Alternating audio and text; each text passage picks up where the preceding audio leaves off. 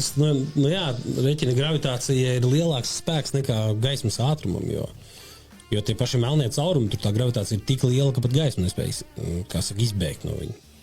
Viņš ievelk ar tādu ātrumu velk sevi iekšā visu pēc kārtas. Viņš nevar to iedomāties. Viņš arī gaismas fotonus visu savelk iekšā sevi.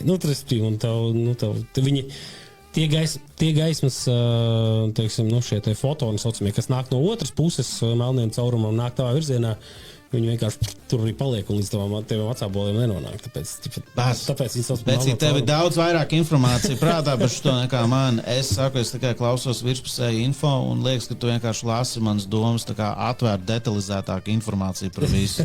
Tā ir realitāte. Es nezinu, man tāds... Bet tu redzēji Babelzāra dokumentālo? Es redzēju to... Man liekas, es skatījos arī viņu to dokumentālo, Netflixā bija, jā? Bet es skatījos to Joe Rogana epizodi. Bet man ir problēmas noticēt vispār jebkam, kas notiekās. Kas nāk no Jeņķu, kas vēl jau vairāk, kas nāk no Amerikas. Zini, kāpēc? Nevis tāpēc, ka, Amerikā ir nenormālākais, incentīvs, respektīvi, tev ir tu ļoti daudz ko iegūsti